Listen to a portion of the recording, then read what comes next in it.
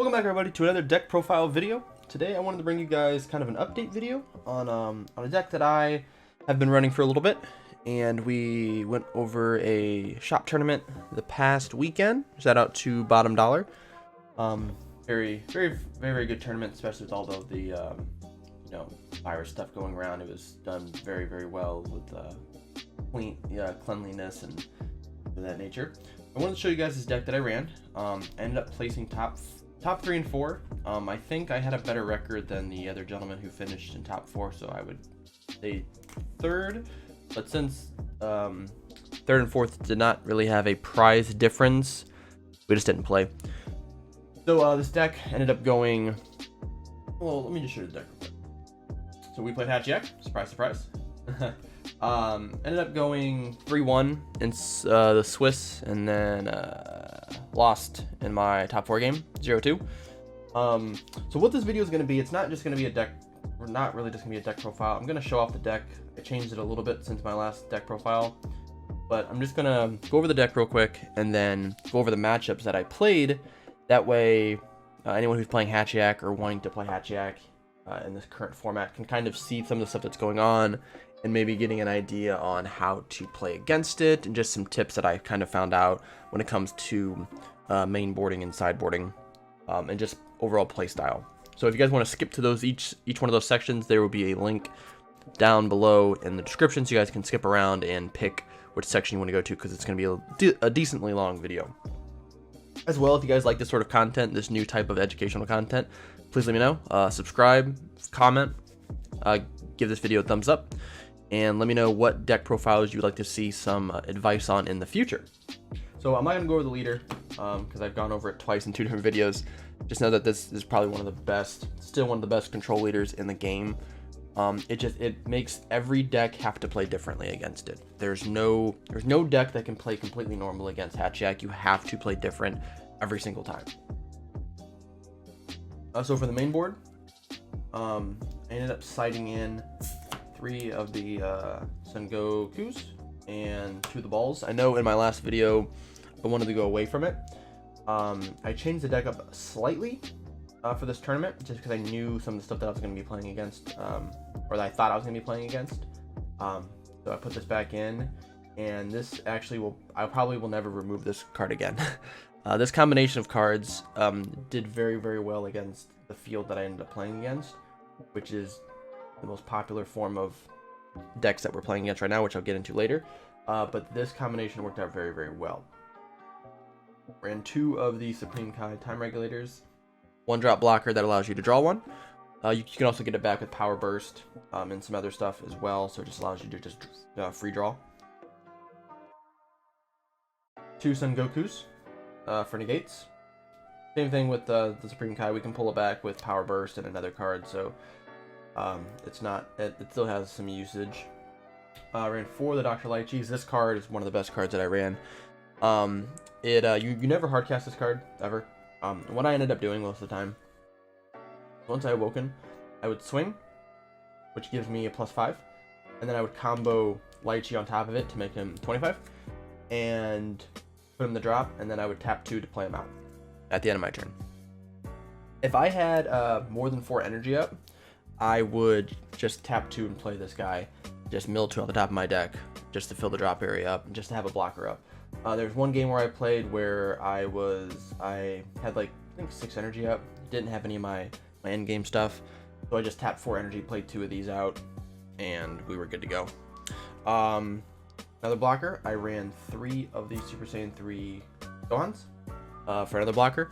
This card came out when one of my battle cards was removed by a skill, and nothing else really, just the fact that you can remove it. So if this card dies for whatever reason by an arrival or something, this card comes out for free. I ran 3 of the Turles the Unstoppable Ghost Warrior. So I'm actually very disappointed in how this card performed. I have a total of 4, and I sided before the tournament. I took 1 out just to make room for something else, and this card actually let me down a lot. I don't think there's very few games. I think maybe two full games where I played this card out. A lot of the time it just ended up getting sided out because of just the amount of extra cards and things that I was playing against. They would just destroy this card. And I guess just against the cards that I was the decks I was playing against, it was bad for me to have monsters on the field that didn't have blocker, just because of how much aggression I was playing against. And I would rather use the special summoning for some other cards in the deck. One of the 5-drop. This card was sided out every single game. It was completely useless to me, unfortunately. I thought I was gonna get something very good out of it with the active main, but I could never keep my 1-drop Gokus on the board that long, just because of the field that I was playing against. Very disappointed in that. But I do have some solutions to what I'm gonna do in the future, which I'll show you guys at the end of the video. For the Bibbidi combos, this card is fantastic. I would not run any less. I thought about taking out one to putting in the Trunks super combo, but this card won me games. This card lost me games because I comboed too much on certain turns, which, like I said, I'll get into that. But I think this is the best super combo for black. If you're playing black, just play this. It's going to be much better for you.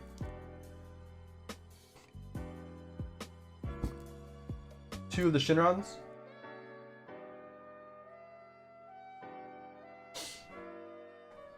I'm a little indifferent about this card. I was able to play it out a few times. It stayed on the board. I sided this card out a lot against red, which ended up playing a lot of what I was playing against was red. But I never wanted to hard cast it for 4. And I think I would probably gonna end up removing this card and adding something else. Two of the Lord Slugs. I would definitely wish I seen more of those. Maybe bumping that up to 3.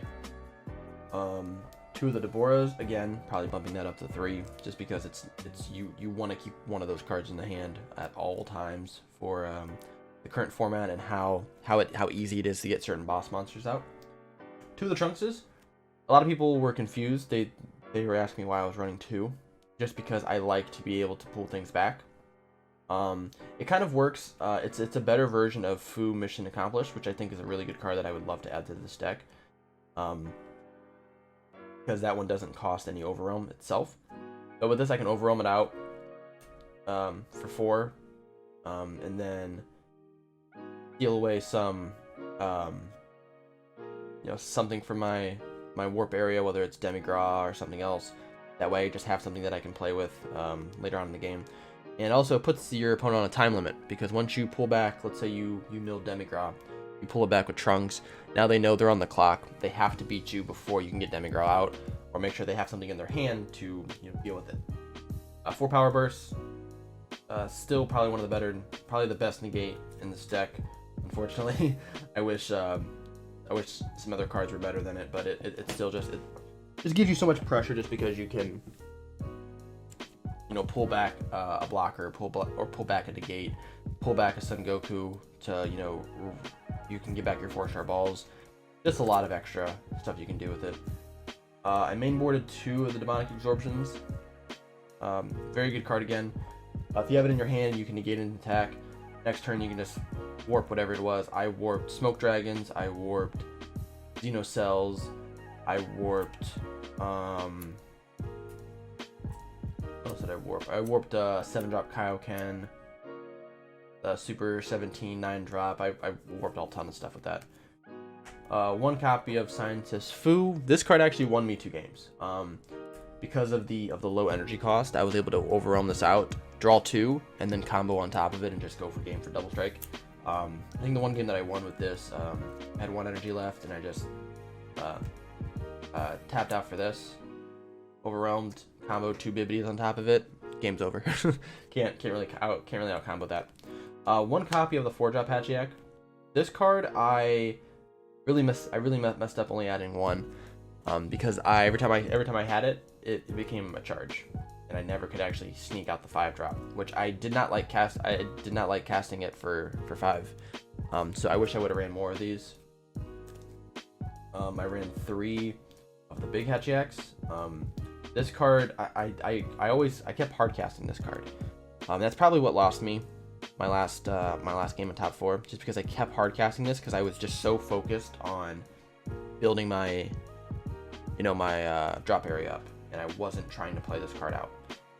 So that's something that I should probably do in the future. Is not well, for one, run more of the 4-drop, but also stop hard casting this as a charge. That was just silly. One of the 5-drop Hatchhyacks, the promo, I'm gonna boost this up to 2. I have 2 of them. This card came in clutch a lot. I probably actually more than this, just because you can send it to the drop area, mill 2 cards, and then pay 3 to get it out. It's a 25k beat stick. You're able to swing at battle cards, restand it. It's a great card. I see why it's like $20-something. I run a 1 of the remote serious bomb. Again, this is something that if my opponent is using the successor cell, if they're using just any big card, as long as I can make sure that their board is clear, I can play this out for 1, and then they choose a card to warp. So they have to choose, the big boss monster that they have and warp it. I ran 3 of the petrifications. This card saved me a lot, having an extra card in my hand that I can negate with. The target for this, I generally pitched either the 5-drop promo Hatchhyack. I either pitched the 5-drop promo, either the 3-drop Dr. Lychee, because I can play it for my drop, or the 4-star ball. That was generally the targets that I wanted to grab, because I can just pull those back to my hand or cast them out from the drop area, so it really didn't make that much of a difference. And also, you can shut down turns where someone would swing with their leader. I would, one guy particularly, he would swing with his leader. He had a 100% freeze on board. I would use this, negate the attack, and then choose his Frieza, and then his Frieza skills can't trigger at all. So it saved me from having to mill a bunch. One of the 10-drop Foos, because it's awesome, and the 10-drop Demigras, because again, these are your 2 final in-game cards, and this card actually won me almost every game that I played, except maybe 1 or 2. This card also lost me games, because I would see it and I would try to do another play before I played this card out, and then it ended up costing me my first place seed because of it, which was a little disappointing. The sideboard is pretty interesting. So we ran 1 of the Majin Buu extra cards. This card was mainly for if I played against Majin Buu or a mirror matchup for whatever reason. I can send cards from the drop to the warp, and then I get to send 4 cards from my deck to my drop, just to kind of fill up the drop area. Also 15. You also get 15k. Card actually never came up. Never sided it in. Never actually used it at all. I never got to play against Majin Buu, so it was kind of useless. I ran 3 Crisis Crushers. This card got sided in 2 to 3 times. People trying to play Black Mass Saiyan against me, or they just played a lot of 1-drop Self-Awakeners. I would just play this card out and then start popping them. That way I didn't have to deal with them. We ran 2 of the Dende, new to the job. Actually never sided this card in. Never really had an opportunity to. Nothing that felt good to sideboard it in. Nothing was really playing ramp. So, but it was there just in case I had to.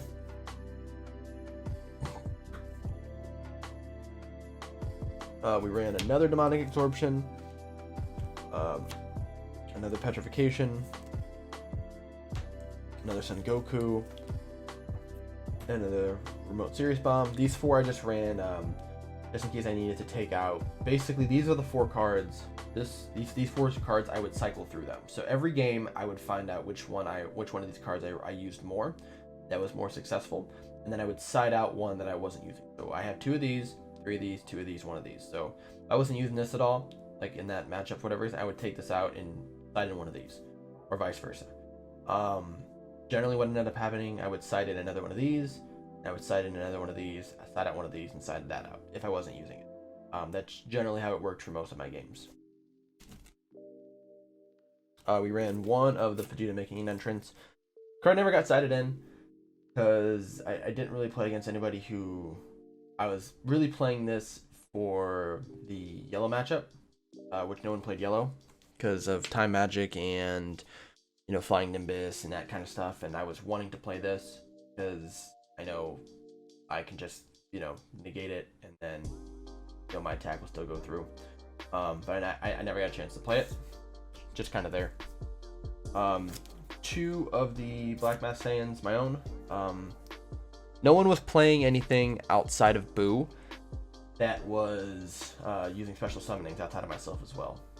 Everyone else was using evolves or arrivals or successors, so I never really got a chance to use it.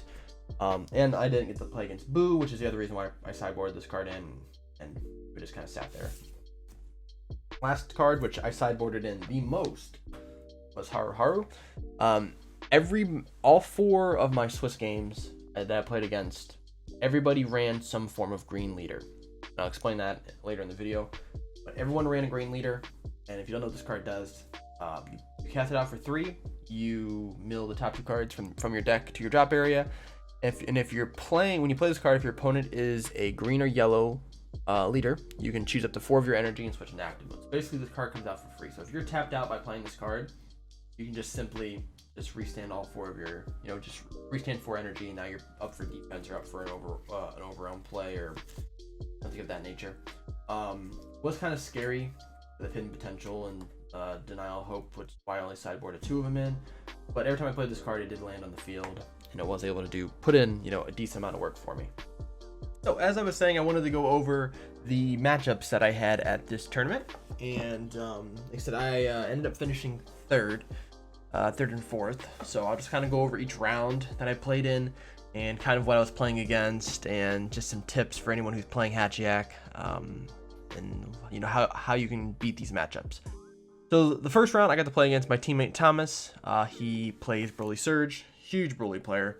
I ended up 2-0ing him, and it wasn't the most difficult matchup, I think, mainly because I kind of helped, you know, we kind of helped each other build that deck, and I really helped him build his sideboard, which a lot of his sideboard was cards that he was trying to use to, you know, defeat me. So this is some of the cards that he was running, some of the important stuff. Obviously, you have your Broly Strategy Foretold, which is the big one. You have your SCR Super Saiyan 3 Scramble, which is a very, very strong card if played properly. And you have the Kaiokris, the Defender of Earth, which I think we ended up figuring out it's better to sideboard this card, because it just doesn't... If he can't get this card off against me, it's just kind of a dead card. But his tech cards worked out, I think, pretty well. The first match was really close. The second match, unfortunately, wasn't, but he was able to get a lot of these cards off. The Broly Crown Retribution is a very, very strong card if you're playing red.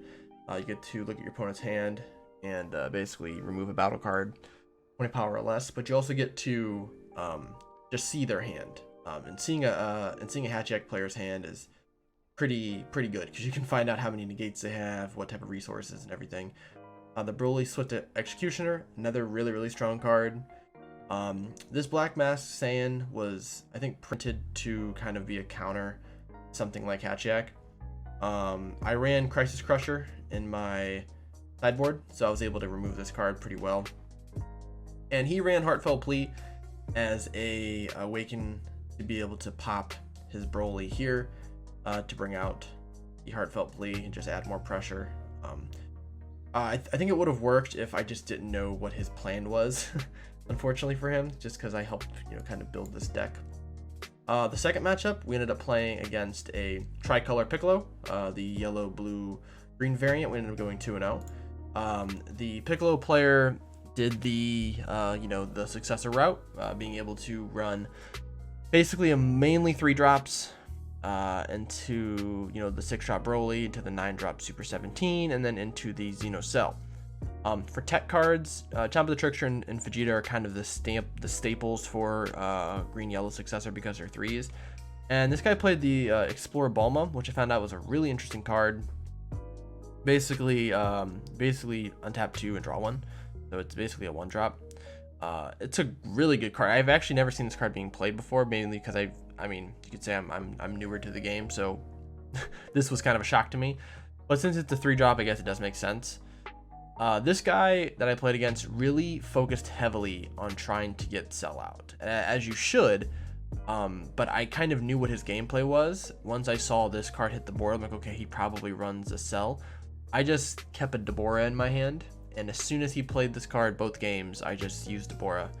And yeah, you know, he was able to rip cards from my hand, but next turn I would just remove this card. I got really lucky that the cards that he removed were not my Demonic Absorption or my Lord Slug, so the next turn I would just play one of those and just remove this card from the game. This card wasn't super useful against me.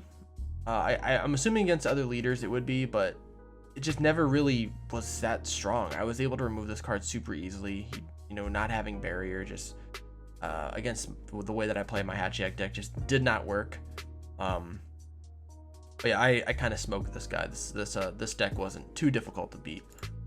This deck here was probably the most difficult deck that I played all day. The Frieza engine Piccolo. I've never seen this concept before. So this guy ran the Frieza swap engine with a red-blue, you know, resource with Smoke Dragon. It was the most bizarre thing I've seen so far. And he only ran about 4 green cards in the deck. He ran 2 Shocking Death Balls and 2 Artificial Impacts.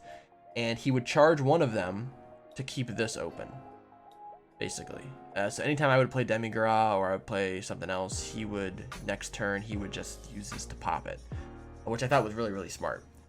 This guy played a lot around these 2 cards here. The Overture of Battle. Play this out. You give a card, a red card 5k. You can swap into this, and then you draw a Frieza card.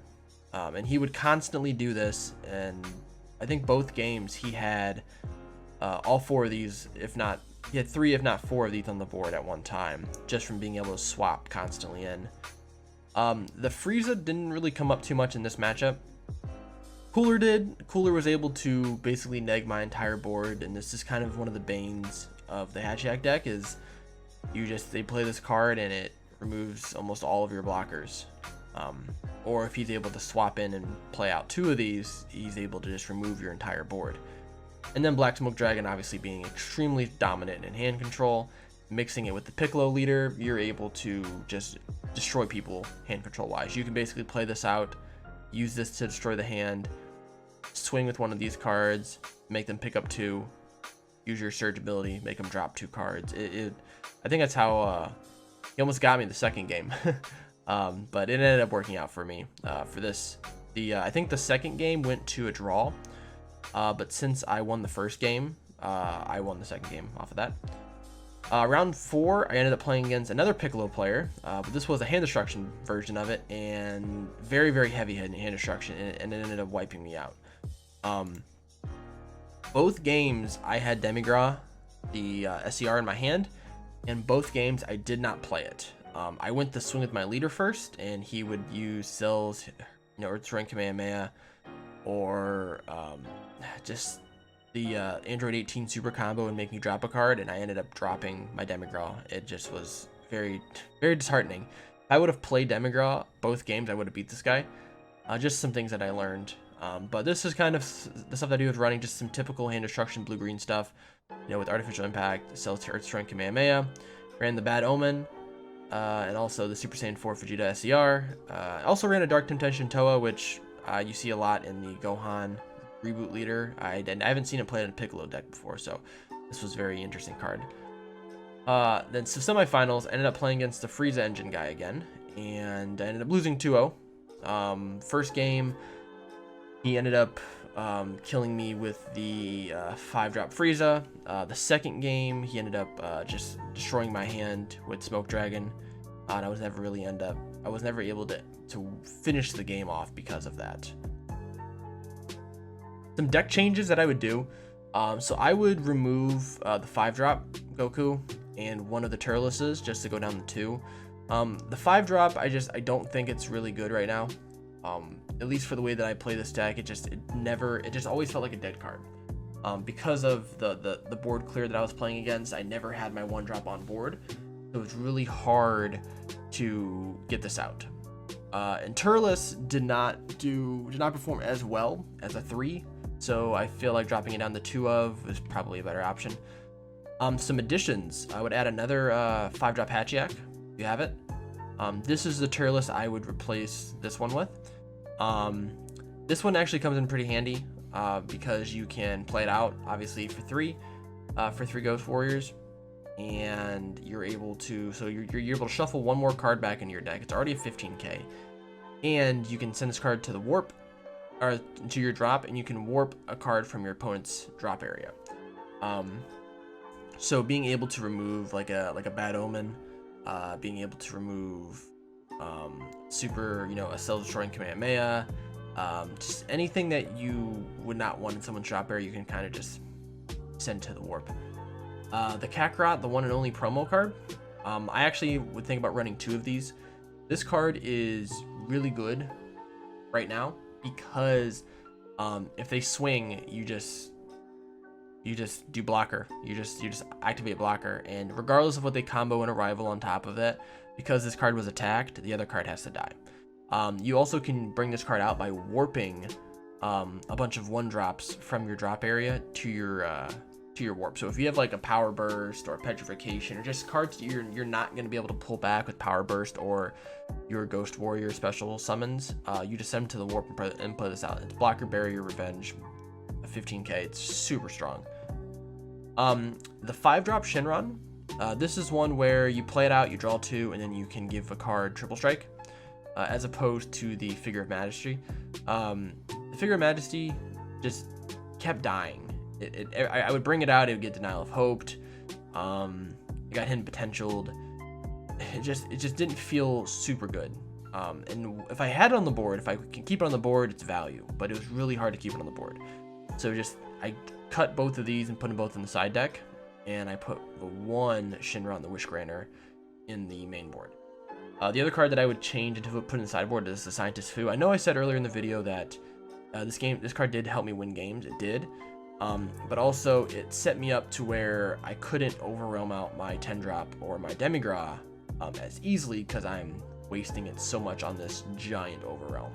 But I definitely think putting in the sideboard is probably a good idea, just because it's still a good card and I want to be able to use it. I just need to find the right opportunity to use it.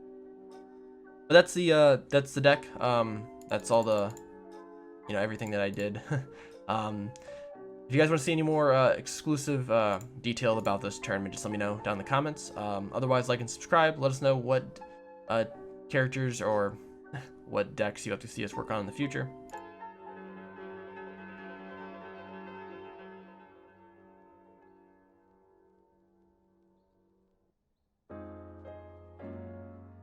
Alright, and that will do it for the video here. Yeah, if you guys want to have any more details about this and how it's more in-depth Hatchhyack information, just let me know down in the comments.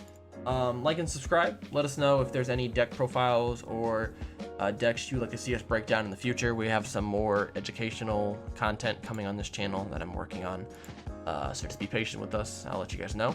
But until then, I'll see you guys in the next video.